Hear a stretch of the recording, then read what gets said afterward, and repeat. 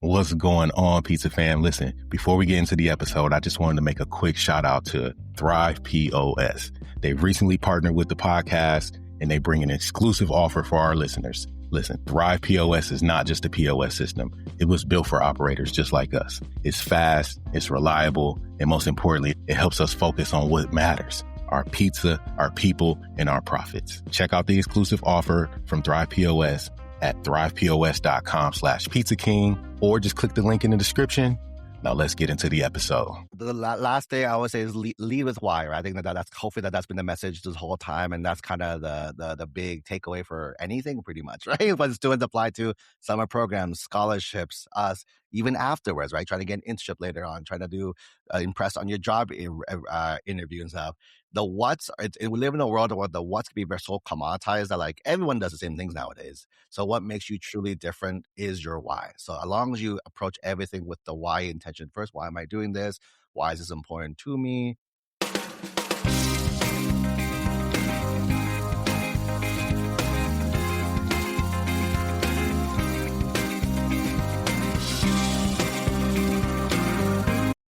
All right, there we go. Welcome back to the Pizza King podcast. I'm your host, Tyrell, joined by special guest, Coach Tony Lee from egelloC out on the West Coast. He helps families get their students into college. I can't think of more important service as I got my, you guys know I got my oldest is headed into high school. So these are conversations that I need to start thinking about right now, because I imagine he's probably going to tell us we need to start sooner than we think. Not knowing anything about what's going on there now, but in my mind, I'm thinking we probably need to start preparing now. So welcome to the podcast, Coach Tony. I'll say hello to the pizza community. Awesome. Hello, everyone. Coach Tony here. Super, super excited to be here. Should be a fun conversation today. Yeah. Sure. Tell us about egelloC and how you got started helping families. For sure. So I think my story is probably not the most traditional story, I would say also. So me growing up, I grew up in a family of immigrants. As well, my parents escaped the Vietnam War, came to California. I grew up having my parents told me to go to college, but they never understood how to go to college because they themselves never went to college either. So it was a lot of trial and error and kind of just a lot of research of my day. Back then, we didn't have ChatGPT and all these tools to help us. So it was just kind of talking to people, trying to understand old school library, trying to figure out different things. And then, so I kind of navigated this process myself. I did quite well. I got into over 30 colleges. And I got a full ride to UC Irvine, UCLA. My parents were super, super excited. I live next to Disneyland, so in SoCal area. So I'm like, so the UCLA was perfect. It was close to home and full ride. So our parents thought that was perfect for me. I actually turned that down to go to Berkeley because I actually want to get away from my parents. That was the reality. Not a full ride to Berkeley, but took out loans under my name as well too. And then the rest is kind of history as well too. Went there, and then kind of how my start in this whole industry, because it's very you don't go to school to become a college admissions coach. that's not really a thing. Maybe some people do, but definitely not my path. That wasn't on your vision board in high school? That wasn't for me. I always want to be a math teacher. I had really amazing math teachers in high school, so I always reflected on that. Hey, I want to help others. As a high school student, I was a tutor, so loving helping students with the math stuff. So I'm like, I'm gonna go to school, be a math teacher. And then so I went to Berkeley, and then the reason why I actually went to Berkeley, so a little story there, is that when I was deciding between UCLA and the other schools, a group from Berkeley reached out to me and said, hey, how about we fly you out to Berkeley for a weekend? All expenses, we cover everything for you. You just gotta come and experience the school. And then that's what made me say yes, because I fell in love with the school, fell in love with the people of the school. So so my first thing is, hey, let me go find that group, say thank you, because without them, I wouldn't be here where I'm at.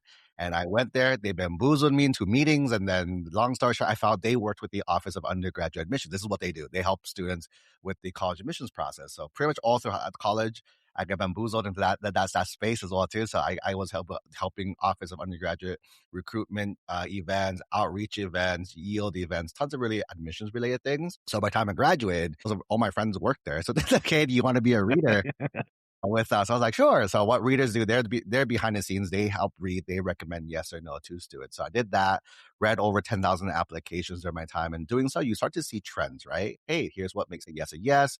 Here's what makes a no a no. And so I was on the front end talking to students about going to college. Now I'm seeing the back end. Oh, this is what's really important to get students in or not as well too. So I was able to kind of tie both of those kind of elements together. I'm like, let me teach students what really goes on. So that's kind of, I would say that's our approach. People, that's what makes you different than other people. Like most people out there teach how to stand out. That's kind of the counselors teach that because it makes sense. If you're number one, you're good to go. But for us, we work primarily with a lot of California families.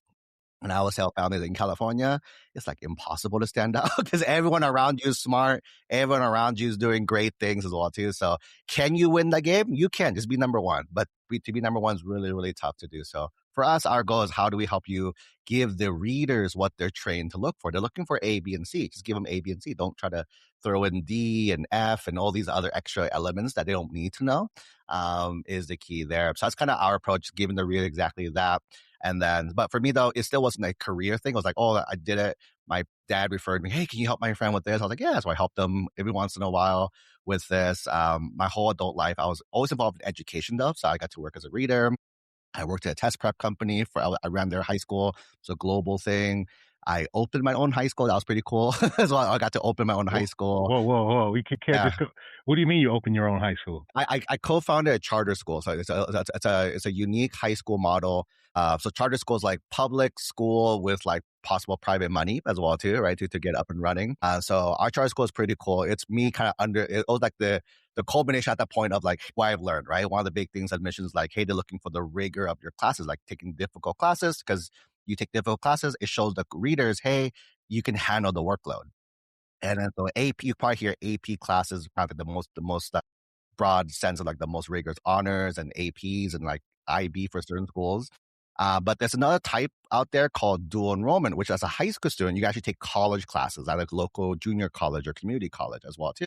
The classes are half a semester, so it's a half a year, one semester long, but on paper it counts as a full year AP. So why? So I tell students, wait, why do the full year? We can do it in half the time. And the college classes, you don't have to pass the AP exam. You just automatically get the college credit. So I'm like, huh.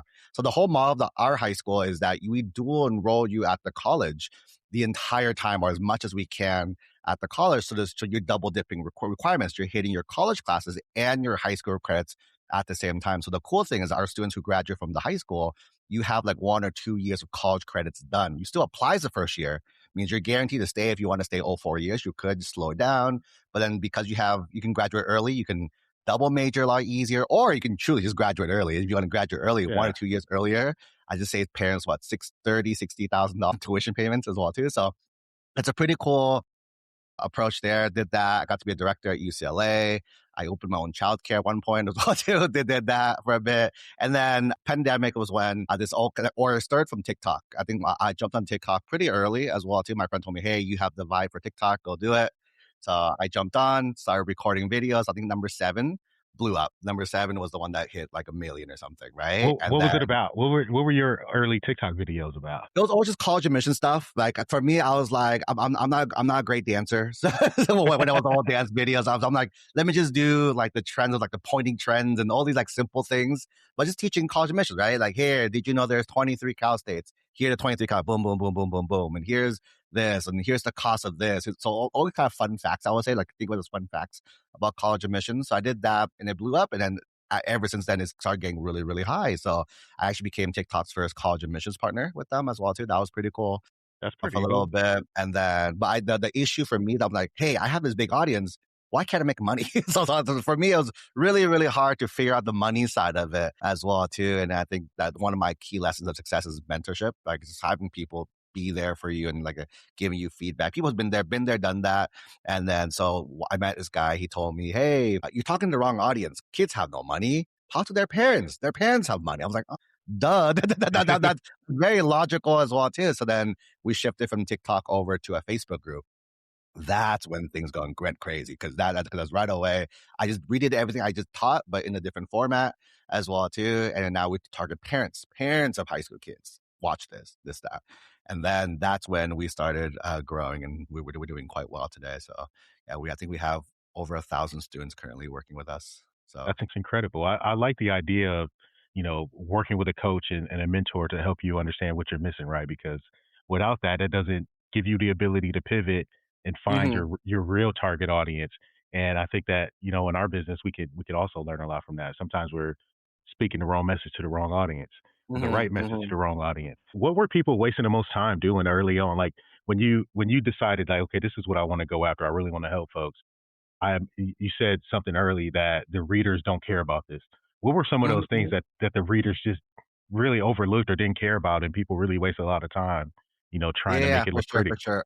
Yeah, I think it's the way people think our approach to admissions process, right? So like, here's a quick like things that we teach. Number one, we always say GPA is just a number. Don't worry so much about people always try to optimize for the GPA, try to make it higher and higher and higher. And I'm like, well, let's take the flip side. If GPA was that important, then only the 4.8 kids will get in. But clearly they get rejected too. So it's not the GPA number. And then some people focus too much on grades, right? Coming from an Asian background, right? People says B's are bad as well too, right? B's are fine. B's are not bad in the world of admissions. Again, as long as you have a lot of A's to counter with, especially if our students are aiming for like the more competitive schools too, right? So A's and B's, we have kids with A's and B's. They go to the Ivies too. So it's not like a game changer if you have a B there. But the thing that I would say focus on is the rigor, which is like again, the AP level courses, the dual enrollment, the IBs. The reason why is readers want to know, can you handle the workload? Colleges have tutoring centers. If you're not doing well, they'll help you tutor you to get you up. But what they don't want is, let's say you come in and you realize, oh man, this school is hard, and you get kicked out, you drop out. No one wins. You lose, your parents lose, the school loses tuition money. So it's a lose situation for everyone is the key. So that's number one, for example. Number two, activities. A misconception here a lot is doing impressive things, right? Oh, let me do that fancy summer program, do that fancy internship. These kind of buzzwords you hear a lot, research. And can you do it? You can. I think when I was a reader and I saw a student do research for the first time, I was very impressed. Like, holy moly, there's like 15, 16-year-old doing research. Wow. Now every other student is doing research now. So when it comes to like it's not as impressive as it used to be with a lot of these things. So people focus, try to stand out. When I tell students, there's kind of two buckets you want to fill up. The first one is taste your major. Show me that you're interested in your major, whatever it is. If you're interested in engineering, do engineering stuff. If you're interested in English, show me English stuff that you're doing in your activities. And the second half, which is also important, is personal interest. Because if all you give me was engineering stuff, you look like every other engineer. But if you told me I'm an engineer who also plays soccer, I also crochet, I also run track and field, and all these different other things, that makes you a human. That makes you unique by definition as well too. So that's the activities. And the big make it or break it factor, I would say, is the essay. That's where you hear stories of kids who are really smart, really active, but they still get rejected. It's Hmm. not because they weren't smart enough or good enough either. It's usually because they don't know how to talk about themselves in the essay. The biggest issue is people focus a lot on, here's what I did, right? I got to play soccer, I scored the goal, the end as well too, right? Which is a story. Again, how many other kids can say the exact same story of that? Right. I A lot. understand. So as a reader, I'm trying to understand the student, not the thing. Because again, here's another frame about it. You're talking about soccer now, but you might drop soccer when you go to college, which is normal. Nothing wrong with that. That's how life is, right? You drop it, you do different things. But who are you So I beyond that? know. Exactly. So for me, is knowing that soccer might not stay forever. Who are you as a student as well? Just like with like one, this is an exact example. 2 years ago, one of our students said, so they talked about the soccer story and that, and we asked her like, "Hey, why was that so important to her?" And she was like, "Oh, because my friends trusted me with the final shot to win the game." I asked her, "Why was that so important to you?" And we kept poking at it, and you find out growing up that she grew up as an only child, or as the youngest child of the family. She was the baby. Everyone always took care of her. But in that moment, it flipped. She now took care of her team. So it taught her leadership, responsibility. That's what I'm trying to understand, not the soccer star. Some people talk about soccer. It's her growth as a leader as well, too. That's I what we love focus that. on the essay. So those are also the three pillars of like the process. You hit those three, you should be good for the most part. I think people overcomplicate the process too much. I'm like, no, those are pretty much the big core three for us. Well, you spoke on showing interest in your major early on. How do you Mhm. advise kids who don't know, what they want to do or which direction they like to go in?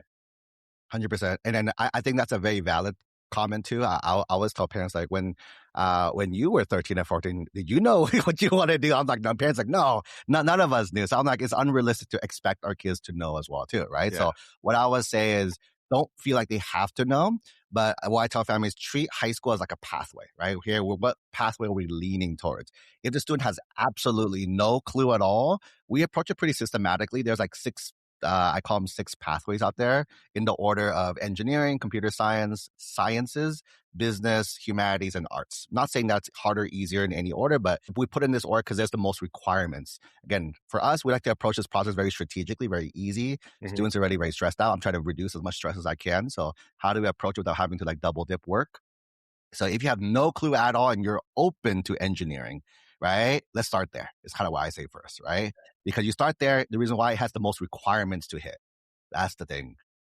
And then if little Johnny's like, hey, I don't want to do engineering, cool, let's move you down to computer science. I don't want to do that, moving down to science. Because it's much easier to go from engineering to, let's say, science than science to engineering. That's our logic as well, too, over there. So you should again, I use the word tasting your major on purpose because, again, you don't know. One of the cool stories I can share, one of our students, she works with us. She's graduated this past year. She started as a 9th grader. As a 9th grader, she was a computer science student as well, too. So all she did was computer science coding stuff as well, too. And then 10th grade, she came back to us like, hey, I want to also add business. I'm also interested in business. I'm like, cool. So her activities were computer science and business all throughout the 10th grade. And I think by April or May, she's like, hey, so I don't like computer science anymore. Like I've been doing it for a year and a half. I'm kind of sick of it. I'm not like my friends, they can tell you they really like it. I'm just doing the motions. I don't really like it as much as business. I'm like, cool, let's drop it then. So we dropped computer science from her schedule as well, too. And then over summer, her mom helped her get like an internship with a healthcare company. And so 11th grade, she came back to us like, hey, can I add healthcare to my profile? Like, yeah, go for it. So we did. So again, 11th grade, and she stuck with that. So 11th, 12th grade was all business and healthcare activities that she did as well, too. And today, she's actually a first year over at UPenn, one of the Ivies, as a double major, as a nursing and business from Wharton, which is the #1 business school in the world as well, too, which is pretty cool because when you look at her story as 9th grader, the 9th grader her and her today look like 2 different people as well, too, right? But the story, that's what we're trying to understand. Like, how did you get to where you're at today? That's what they're really trying to understand is the key here. And I'm assuming that if someone's working with you throughout that entire time, you're giving them, the tools and the skills to, in turn, articulate that story when it comes time for an interview beyond the reading, right? 100%. I think for us, that's why we always say that we're coaches, not consultants or counselors. Nothing against coaches and counselors, but I think for me, I'd rather it's the analogy of what teach them how to fish versus giving them the fish, right? Right? Let me teach the students how. I hope I'm not stuck with you all our life and like coaching forever as well, too. Our goal is to set you up so when you go to college, you can understand how we think and how we approach different things as well, too. A lot of our coaching calls, we never tell students do this as well. Rare when we say do this, but it's more like, hey, what do you think? As a coach, we know where we need them to get to like this destination. So we need to guide their thinking to get there as well, too. So they can see the aha for themselves. And I think the coolest part of working this role is senior year when we work on essays. I mentioned, like, again, from the soccer story to understand that you're a leader, your growth in leadership as well, too. That's a big aha for a lot of students because they never think that deeply ever, right? You never talk about yourself. You're taught to talk about other people as well, too. So when I tell students, like, I don't care about other people, I just care about you. And it's like a big shock for them because most students, again, in school, it's like a school thing. Schools, essays, never use I, me, mine, any essay, right? Was what high school teachers say. For me, I'm like, you only want to put I, me, mine every college essay. That's all they care about. I don't care about other people is the key as well, too. So, yeah, so it's that journey of self-discovery. That's really cool for us to see as well. Do you encourage parents to get their high schoolers signed up as early as possible?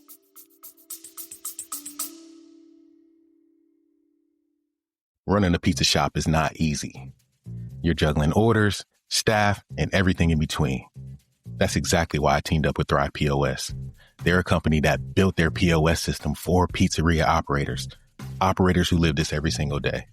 I've worked with their team before, and I've seen firsthand how focused they are on making tech that actually fix our workflow.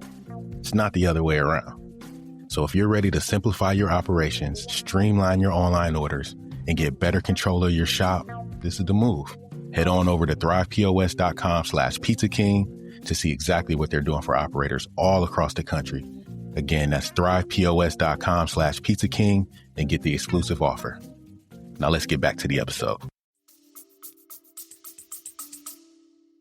For me, yes. Like the selfish answer is yes, right? I think one good, there's two good analogies I can think of. One is like the planting a tree, right? When was the best time? It's always yesterday. The next best time is today. Because the sooner you start, the more you can get things on track, right? It's easier to keep the stew on track and coast rather than play catch up as well, too, is kind of the key. Because if not, it becomes really stressful if they're not where they need to be. Again, to be fair, if students are where they need to be, it's whatever timeline they're in is the key.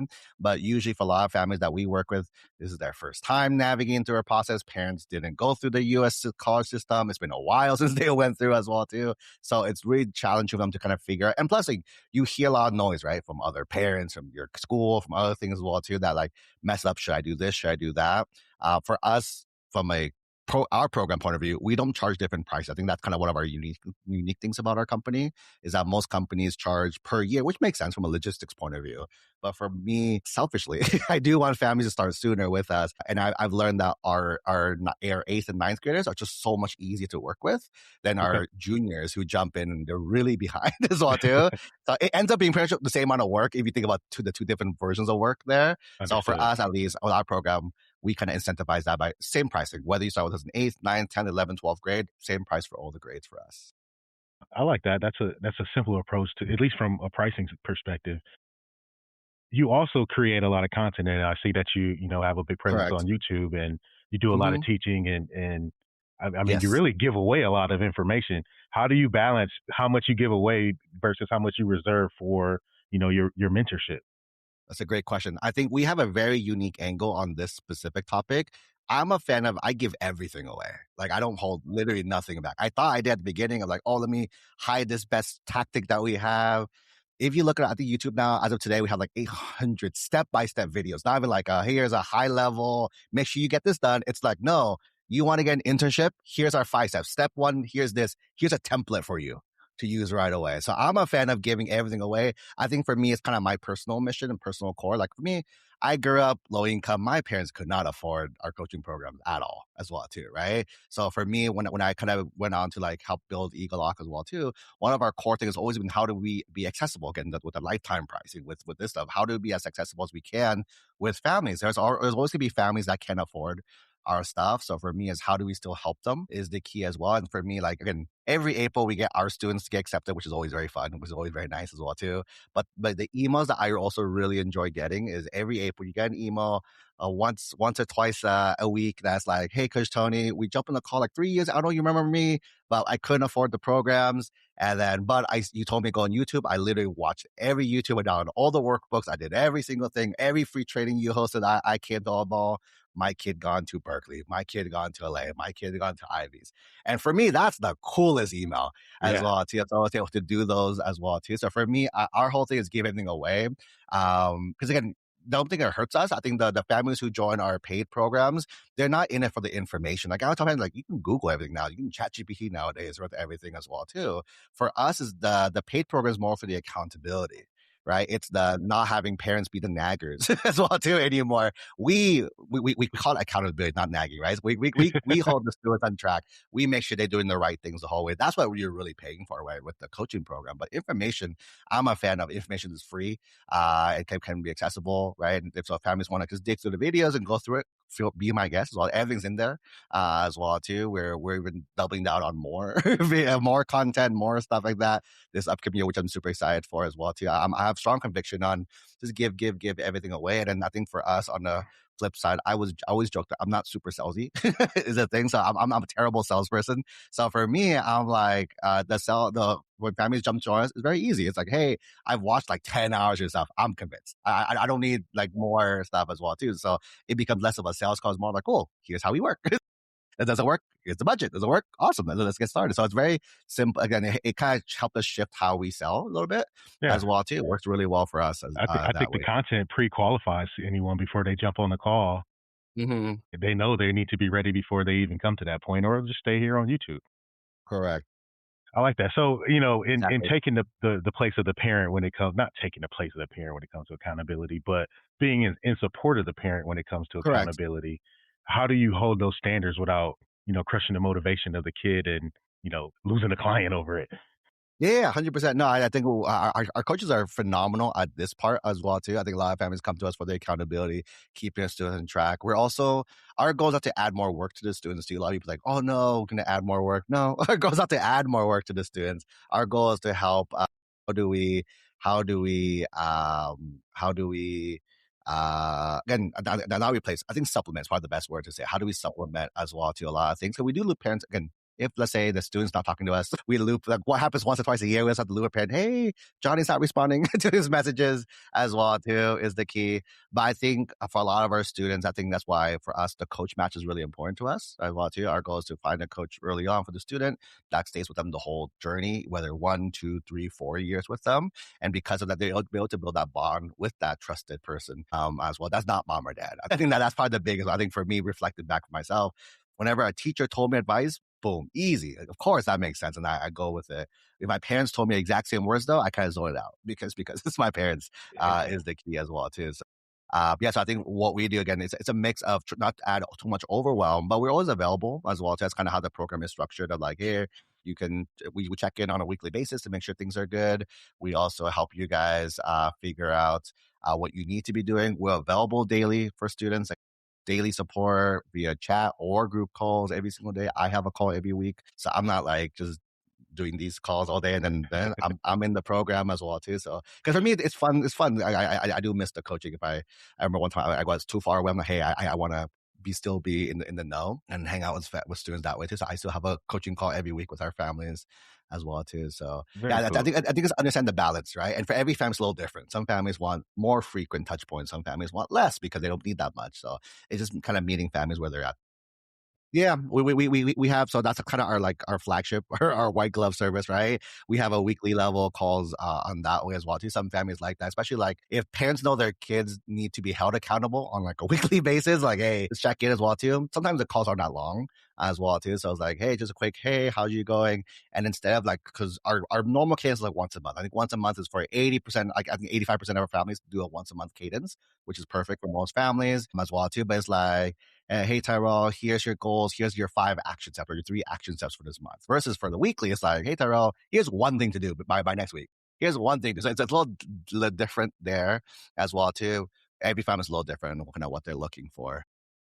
How do you continuously train the coaches? Because obviously you've got all of this knowledge and experience, but you also have to bring a team of people up to speed in order to help 100%. folks in the same way. How do you manage that part of your business? Yeah, super great question. I think I always joke that I am the least competent coach out of all of us as well too. I'm just famous because I have my face everywhere on YouTube as well too. On social media, our coaches are phenomenal. I go to them for questions. So what people don't see behind the scenes is when I have questions, I'm like, I ask our own coaches. Like it used to be, maybe I was training a few folks.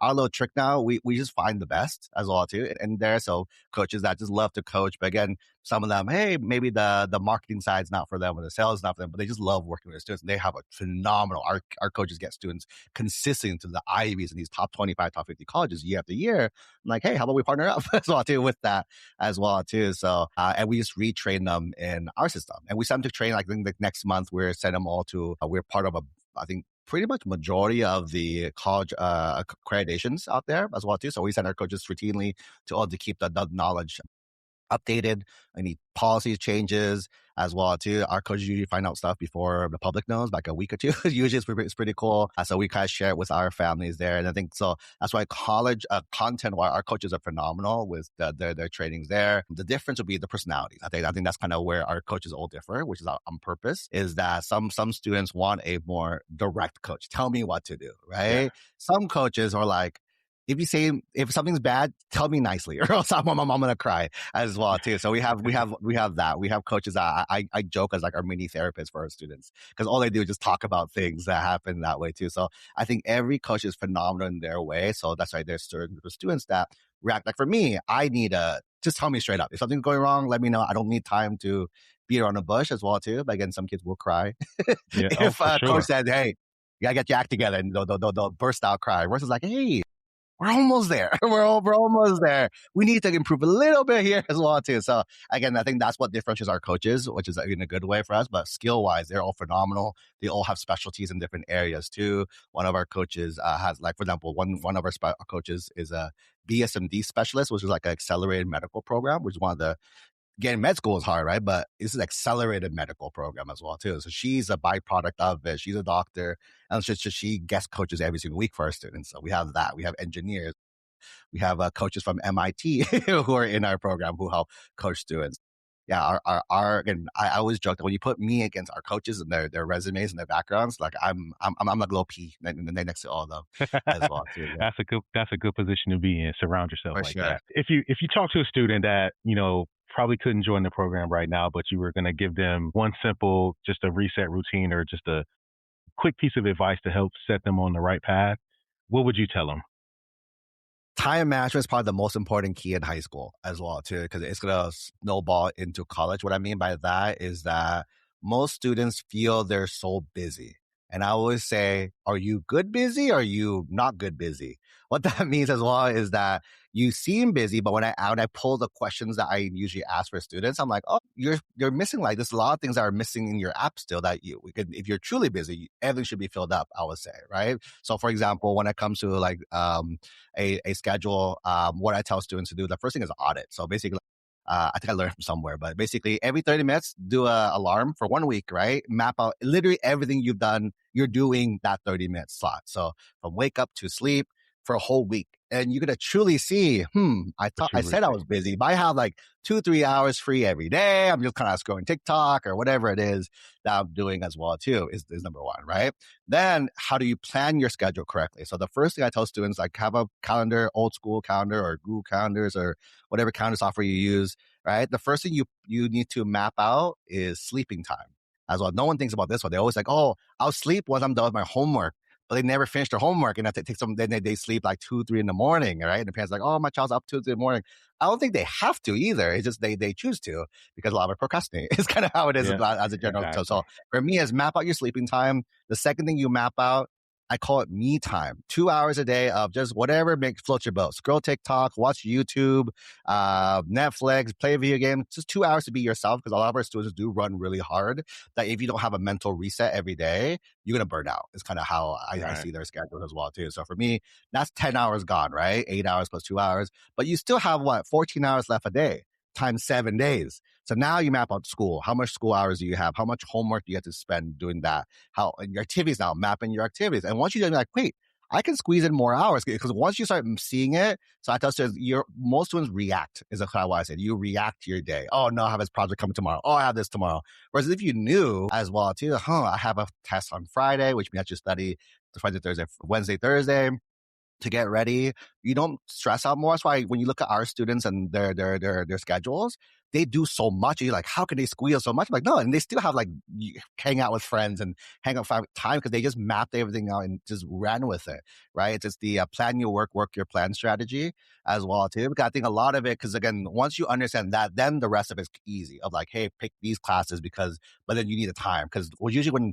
people don't focus on time first, it's always like, but Coach Tony, I have no time.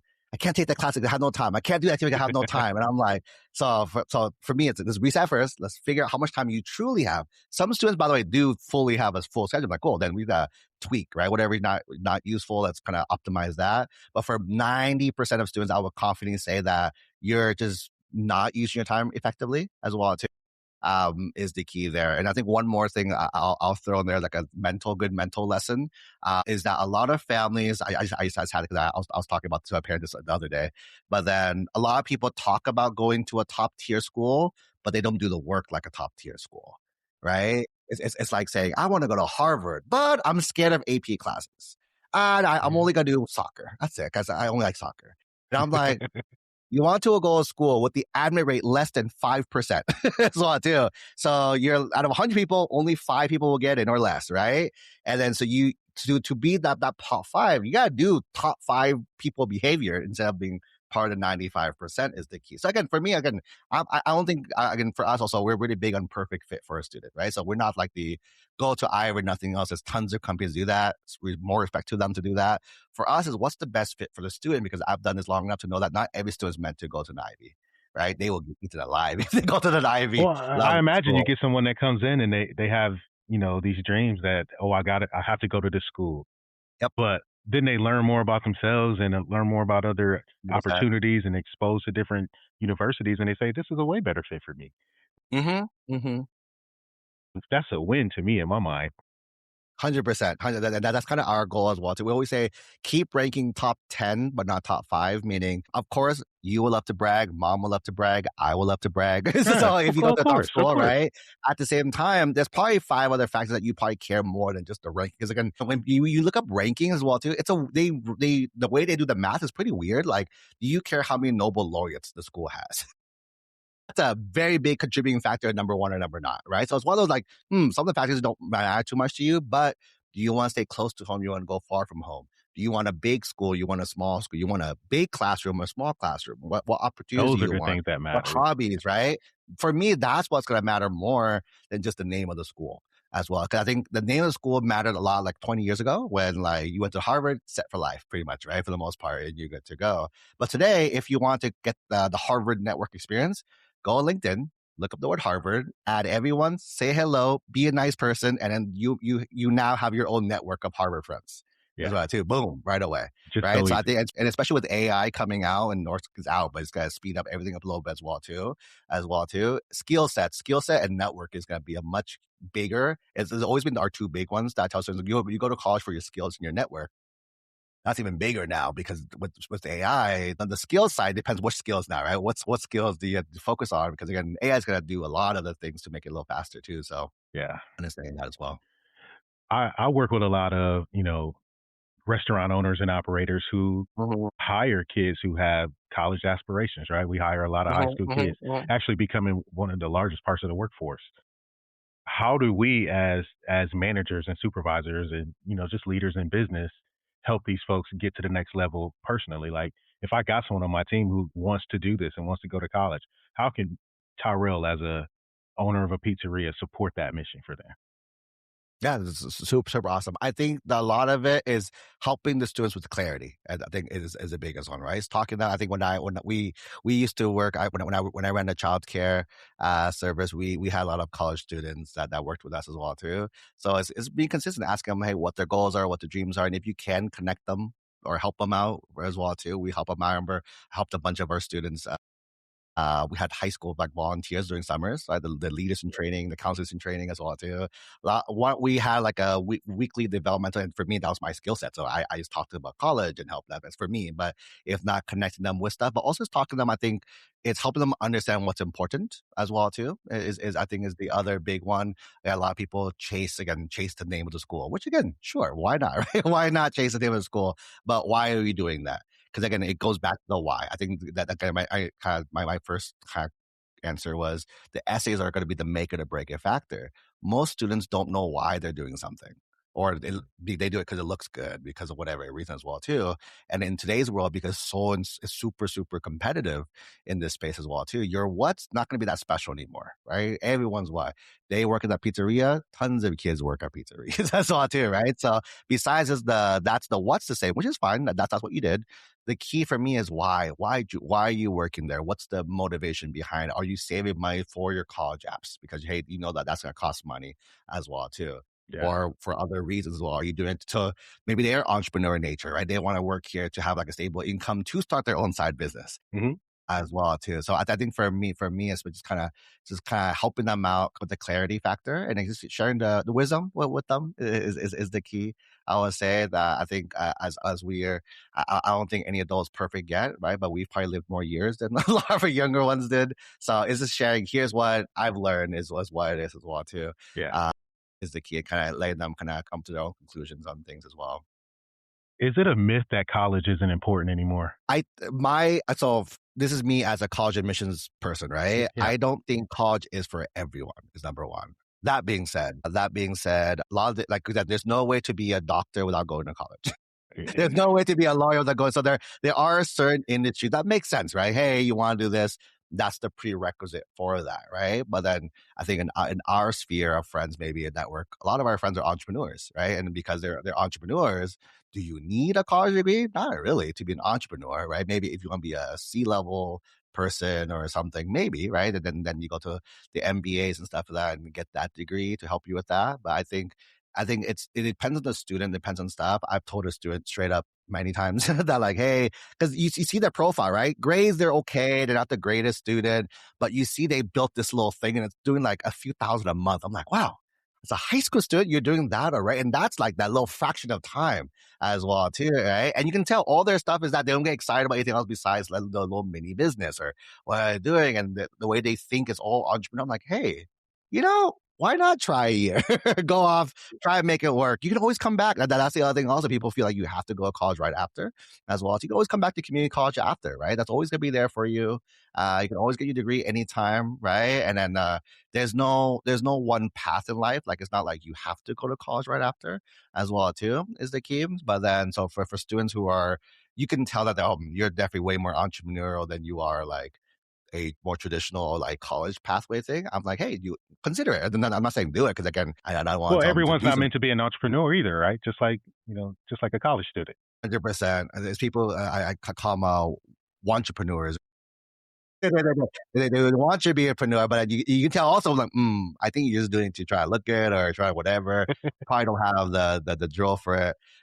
Is the key as well. So yeah, so for me is it for everyone? I don't think it's for everyone. I personally met many students every single year that I've told them, hey, well, like here's my 2 cents. Take it, leave it, whatever. That like I think your child might want to consider just try it for a year. Because again, if it fails, they can always go back. There's nothing wrong with it. It's like take a gap year, right? Take a gap year as well too. Take a gap year, try it out, and then if it doesn't work out, then come back in, and then you do it as well too. Is a thing. But even to that point as well too, like I've done several things in my life that like the first one didn't work out either, and then you fail, and the entrepreneur will keep stepping up. That's I think I've learned that is a difference, right? I think you mentioned the pizza stuff and at times it's a struggle, but then the true entrepreneurs, they'll figure out a way to make it happen versus like, oh man, this is against me, this is against me, this is not working as well too, as well, and then it'll feel like a job versus like, it's the problem solving, right? I think that we're all like professional problem solvers is kind of well, I think a great student has the same qualities too. You have to figure things out. You know what I mean? And make adjustments. I love that. And is it ever and also, is it ever too late? Someone who's been out of high school for a couple of years, is it too late for them? That's a great question. So I'll answer the second question first. I'll answer the first one. So is it too late? No, depending on what your goals are. I think there's always a way to make it happen. Like, hey, I graduated with the GED a long time ago. I want to consider going back to college. Cool. That's super awesome, right? But when I seen your shirt, then I got it. Yeah, so it's the word college backwards. So you just go to egelloC.com. You can book a free call. Again, our goal, I mentioned that our goal is to help as many families as we can is the key. So all of our calls, they're going to be just coaching calls first is kind of how we do all of our calls. Like we just want to help you first. And then we'll let you know, hey, we're a good fit because of X, Y, Z, or hey, we not be maybe the best fit, but we know these other guys that might be a better fit for you guys as well to consider. But we just want to give you guys a coaching call because for a lot of families, they just don't know. They don't know, hey, are we on track? Are we not on track? What do we need to do? Check that out and then book a free call with our team and then we'll let you guys know.